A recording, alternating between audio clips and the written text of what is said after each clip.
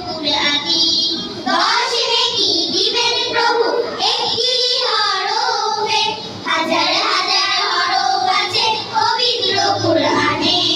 দুনিয়াবি শিক্ষা মাগো আসবে না কাছে কবরে দেরি করো না মাগো তুমি চালিয়ে যাও আমারে হাফেজা হব আলেমা হব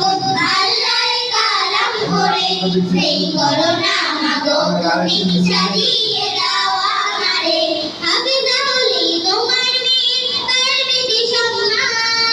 রোজা সুরে নূরের কিতাব পাবে প্রতিদান হাফেজা হলে তোমার মেয়ে পারবে যে সম্মান রোজা সুরে নূরের কিতাব পাবে প্রতিদান জান্নাতে